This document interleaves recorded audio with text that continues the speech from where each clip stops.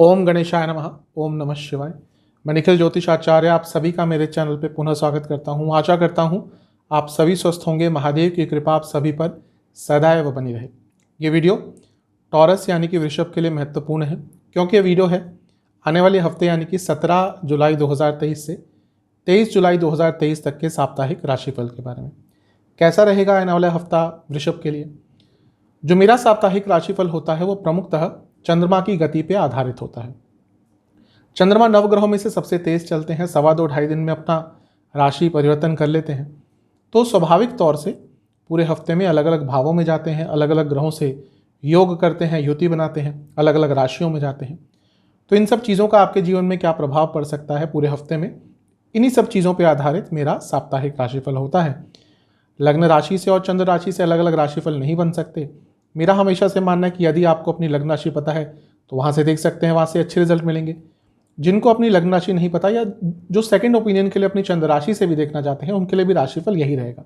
In short, यदि आपका लग्न वृषभ है, लग्न राशि वृषभ है या चंद्र राशि वृषभ है, दोनों ही इस राशिफल को गाइडेंस के लिए देख सकते हैं। तो शुरुआत करते हैं इस महत्वपूर्ण वीडियो का। 17 जुलाई रात के करीबन 10 बजे के आसपास चंद्रमा आपके तीसरे भाव यानी कि कर्क में प्रवेश कर जाएंगे और 20 जुलाई सुबह के करीबन 10 बजे तक उनका गोचर वहीं पर रहेगा।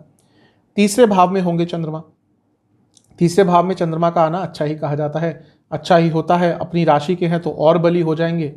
प्रॉब्लम यह है कि वो अमावस के चंद्रमा होंगे, क्योंकि सूर्य के साथ बैठे हैं तो अमावस योग बन रहा है। इसके साथ ही बुध के साथ भी हैं। तो वैसे सब कुछ ठीक है, लेकिन कम्युनिकेशन गैप आ सकते हैं। आप बोलेंगे कुछ, लोग कुछ और समझेंगे। तो इस चीज़ का आपको ध्यान देना है कि अपने कम्युनिकेशन में क्लैरिटी रखना है। ये वो समय है जब भाई बहनों से, दोस्तों से लड़ाई झगड़े हो सकते हैं, कलीग से लड़ाई झगड़े हो सकते हैं। और इसके साथ ही अचानक से किसी यात्रा का प्लान मत बनाइएगा। स्पेशली जो यंगस्टर्स हैं, जो थोड़ा सा जिनमें जोश ज़्यादा रहता है, अचानक से किसी यात्रा का प्लान मत बनाइएगा। वो आपके लिए थोड़ी भारी पड़ सकती है, थोड़ा कष्टकारी बन सकती है। ये जो समय है हफ्ते का शुरुआती भाग, अपने रुके हुए कार्यों को, अटके हुए कार्यों को पूर्ण कर सकते हैं, लेकिन कम्युनिकेशन का ध्यान आपको अवश्य देना ही होगा। लग्न के स्वामी शुक्र से 12वें में है तो खर्चे बढ़ेंगे, सेहत का ध्यान दीजिएगा। जहाँ तक नवामसा की बात है, अचानक से धन का लाभ हो सकता है।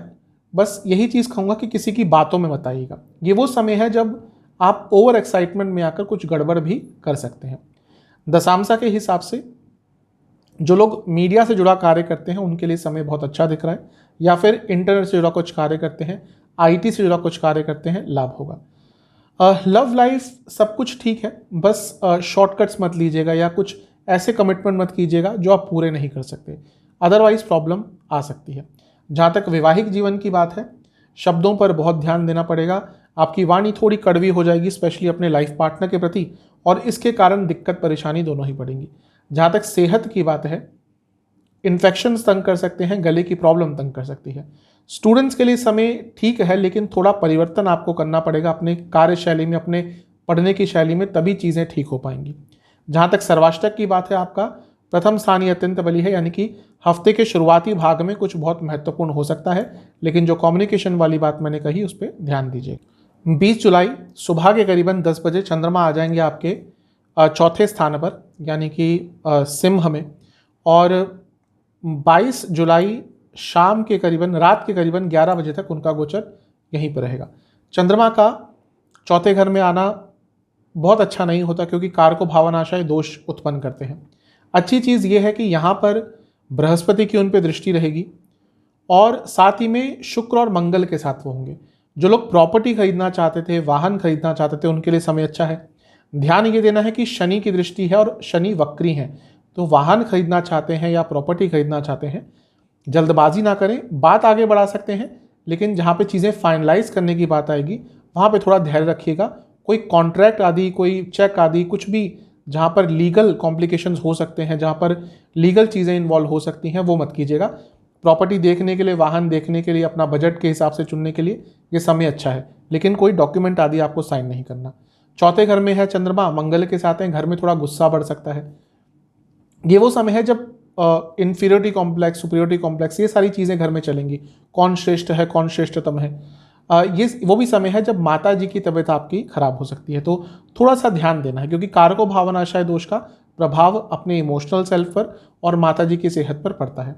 अच्छी चीज़ यह है कि शुक्र मंगल जब भी साथ बैठते हैं तो धन योग होता है, और चंद्रमा जब इनके साथ आते हैं तो चंद्रमा उनको एक्टिवेट कर देते हैं, तो प्रॉपर्टी से आपको लाभ हो सकता है। आप प्रॉपर्टी का काम करते हैं तो आपको लाभ हो सकता है, और इसके साथ ही अचानक से घर के सदस्यों को धन की प्राप्ति हो सकती है, आपको भी धन की प्राप्ति हो सकती है। शनि देव की दृष्टि है तो विष योग भी बनेगा, तो हो सकता है घर में माहौल थोड़ा उदास सा रहे। भौतिक जीवन में ये समय अच्छा रहेगा, लेकिन मन स्थिति को, घर की स्थिति को, घर की इमोशनल हेल्थ को आपको थोड़ा सा ध्यान देना पड़ेगा। जहाँ तक नवामसा की बात है, खर्चे बहुत बढ़ेंगे, व्यर्थ के खर्चे हो सकते हैं। ये वो समय है जब व्यर्थ की चिंताएं भी थोड़ी बढ़ेंगी। उसने मेरे बारे में ऐसा कैसे कह दिया, वो मेरे बारे में क्या सोचता होगा, सोचती होगी, ये सारी चीज़ें आपके मन में ज़्यादा आना शुरू हो जाएंगी। थोड़ा स्ट्रेस कम लीजिएगा, थोड़ा सा ओवर थिंकिंग, व्यर्थ की चिंताओं से बचिएगा। जहाँ तक दशांशा की बात है, यदि आप सरकारी जॉब करते हैं या कोडिंग से जुड़ा कोई कार्य करते हैं, सॉफ्टवेयर से जुड़ा कुछ कार्य करते हैं, तो समय आपके लिए अच्छा है।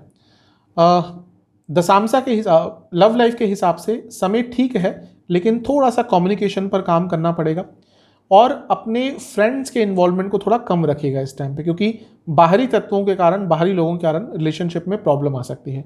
वैवाहिक जीवन बहुत अच्छा नहीं दिख रहा, लड़ाई झगड़े हो सकते हैं, पुरानी बातें बीच में आएंगी, इन लॉज के कारण प्रॉब्लम हो सकती है। ज़्यादा एक्सपेक्टेशन इस टाइम पे मत रखिएगा अपने लाइफ पार्टनर से। जहाँ तक सेहत की बात है, इन्फेक्शन का डर बना रहेगा, पेट की प्रॉब्लम, आंखों की प्रॉब्लम तंग करेगी। स्टूडेंट्स पुरानी चीज़ों पर ज़्यादा जाएंगे, यानी कि उनका मन थोड़ा सा उदास रहेगा।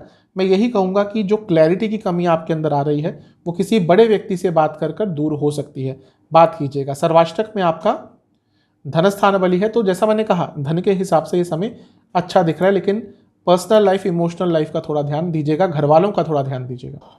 22 जुलाई रात के करीबन 11 बजे चंद्रमा आ जाएंगे आपके पंचम भाव में, कन्या राशि में, और सप्ताह के अंत तक यहीं पे उनका गोचर रहेगा। चंद्रमा का पंचम में आना ठीक ही होता है, क्योंकि वो तीसरे भाव के स्वामी है और पंचम में आ रहे हैं, यानी कि आपके प्रयासों को सफलता मिलेगी, जीवन आगे बढ़ेगा। जो कुछ चीज़ें अटक रही थी वो भी, उसमें भी पूर्णता आ सकती है, लेकिन प्रॉब्लम यह है कि बृहस्पति के साथ शकट योग बन रहा है, यानी कि मेंटल ब्लॉकेज आप फील करेंगे। जीवन के बाकी काम, भौतिक काम शायद होना शुरू हो जाएंगे, लेकिन मेंटली थोड़ा सा ब्लॉकेज आप इस टाइम पे फील करेंगे। आप सोच नहीं पाएंगे, प्लानिंग ढंग से नहीं कर पाएंगे। तो ये शकट योग कभी कभी थोड़ा नेगेटिव प्रभाव देता है, लेकिन जैसा मैंने कहा, भौतिक जीवन के हिसाब से ये समय अच्छा है। और शुक्र जो कि लग्न के स्वामी से है, उनसे दूसरे घर में है चंद्रमा, यानी कि अटका हुआ कोई पैसा वापस आ सकता है, और धन कमाने के सोर्सेज भी आपके बढ़ सकते हैं।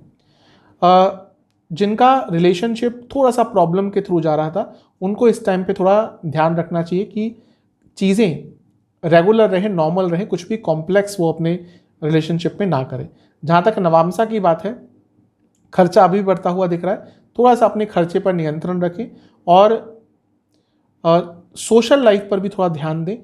किस तरह से आप अपनी बॉडी लैंग्वेज को दर्शाते हैं, किस तरह से आप शब्दों का चयन करते हैं, हफ्ते के अंतिम भाग में ये बहुत महत्वपूर्ण रहेगा, अदरवाइज आपकी छवि भी थोड़ी खराब हो सकती है। दशांशा के हिसाब से जो लोग इंपोर्ट एक्सपोर्ट, ह्यूमन रिसोर्स या ग्रॉसरीज का काम करते हैं, लाभ होगा। लव लाइफ ठीक ठाक है, जैसे मैंने शुरू में कहा कि कुछ ऐसी चीज़ मत कीजिएगा जो नॉर्मल से हटके हो, अदरवाइज तो रिलेशनशिप ठीक ठाक है। वैवाहिक जीवन थोड़ा सा कन्फ्यूजन यहाँ पे दिख रहा है, क्योंकि दोनों ही अलग डायरेक्शन में जा रहे हैं, दोनों का ही कहीं ना कहीं समन्वय नहीं बैठ रहा, और इसके कारण प्रॉब्लम थोड़ी बढ़ सकती है। सेहत के हिसाब से इन्फेक्शन का डर पूरे हफ्ते बना रहेगा, और हफ्ते के अंत में गले की प्रॉब्लम, स्किन डिसऑर्डर्स भी तंग कर सकती है। स्टूडेंट्स के लिए समय ठीक ठाक है, लेकिन अकेलेपन का एहसास आपको बहुत तंग करेगा। कोशिश कीजिएगा कि आसपास के लोगों से थोड़ी बातचीत बना कर रखें। जहाँ तक सर्वाष्टक की बात है, आपका 10वां स्थान बली है, कार्य क्षेत्र में बिजी काफ़ी रहने वाले हैं। स्टूडेंट्स से एक बात कहना भूल गया, थोड़ा सा व्यर्थ की चिंताओं से बचिएगा, क्योंकि ये वो समय है जब आप ओवर थिंकिंग के कारण अपने मानसिक स्थिति को थोड़ा बिगाड़ सकते हैं, तो इस चीज़ का ध्यान रखिएगा। उपाय के स्वरूप में आपको काली चालीसा का 2 बार पाठ करके काली माता को 2 सरसों के तेल के दिए अर्पण करने हैं। आशा करता हूँ कि वीडियो आपके काम आएगी। चैनल पे नए हैं, सब्सक्राइब कर लीजिए, वीडियो को लाइक कर लीजिए। मिलता हूँ आप सभी से अगली वीडियो में, तब तक के लिए ओम।